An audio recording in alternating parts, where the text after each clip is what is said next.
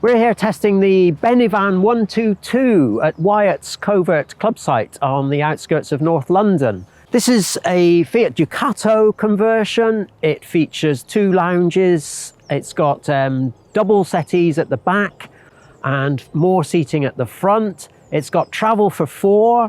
It's got the ability to make the rear lounge into single beds or a double at night, or if you want a full 4-berth, you could actually order an elevating roof as an optional extra.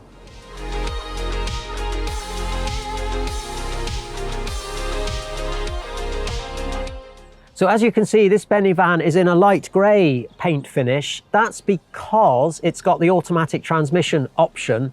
That amounts to nearly £3,000, so that's something you're going to have to budget for if you want to go auto. The standard model with manual transmission is in white. That's the only real difference on the outside. Everything else is the same. The windows are in the same place. There's a solar panel on the roof. You get black alloy wheels as standard. Electric sliding step at the door. And of course, this sliding door is on the UK near side. That's not something you can say for all imported van conversions. Coming inside, and the furniture is all good, solid build quality. Everything bodes well for a well-built van.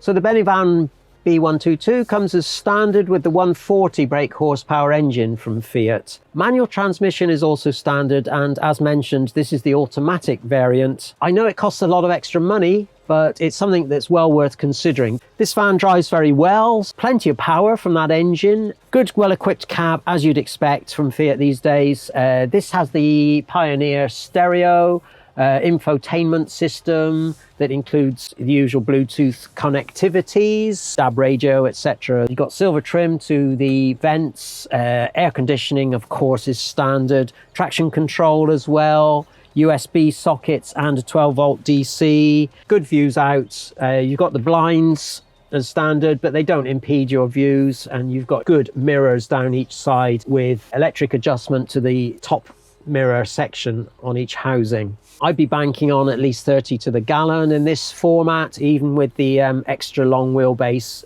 Ducato.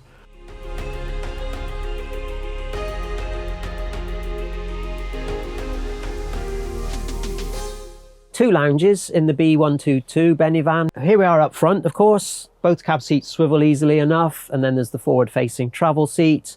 The table fixes to the side. You've got the sliding door for your views out, etc. Double glazed windows, concertina blinds and fly screens, and there's a full fly screen to the sliding door as well. The table here, it doesn't have an extension, but it does fix to the side, and it's got a pedestal leg. If you want to use the same table in the back, you can add a second pedestal leg and put it into its sockets there. So it's quite a sturdy affair. The only issue I have with the table, there's nowhere obvious to put it for travel. At the back though, you've got the 2 settees and you can fling the doors open. So it's a good set of lounges. Now, I'm not about to start juggling, but you do need these if you do want to make the double bed up. They just sit between the 2 seat bases at the back here in 3 different locations, and then you simply pull each seat squab across. They're metal framed, and then you can flip the cushions over and you've got a good sized double bed. Alternatively, you might just want to stick with 2 single beds, and there's a bit less involved, less juggling if you like. Nice and comfy at night. There's a couple of blown air outlets here under the bed, concertina blinds, these reading lights have lots of good adjustment to them, and you've also got 2 USBs in each light base, a roof light overhead and ceiling lights as well. We found it particularly comfortable last night. That's because the seating is rather on the soft side, which we found quite supportive when it actually came to sleeping on them.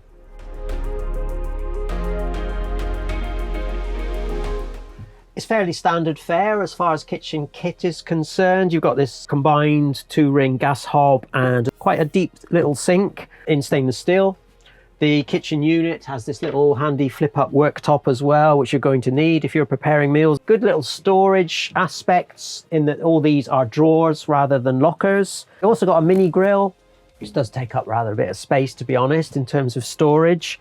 And then there's a good size overhead locker as well. It's unshelved and it's undivided. And then to the left of the kitchen, an 84-litre compressor fridge from Thetford with a freezer compartment and a nighttime setting, because that compressor motor maybe makes a bit too much noise at night.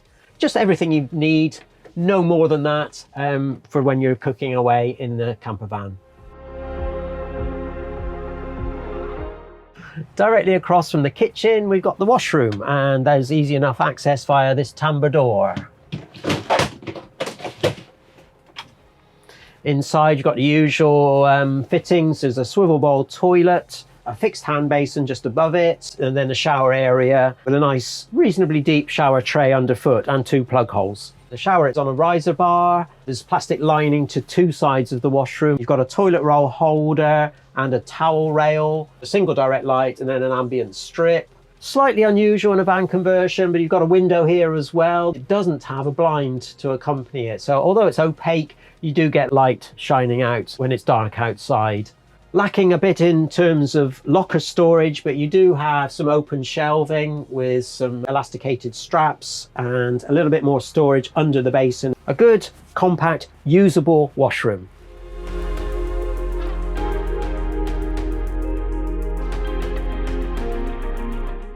Lots of little details to tell you about the heating and hot water systems.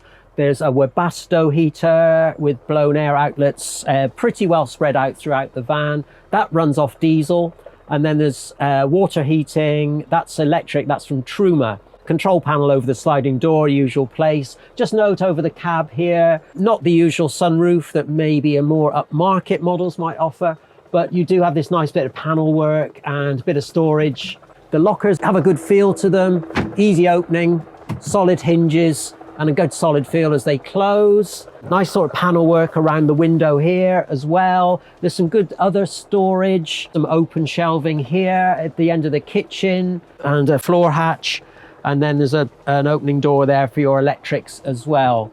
More storage in the base of the settees. Lots of lighting throughout. Where it misses at the back is strip lighting, but otherwise these LED units in the ceilings are very bright indeed.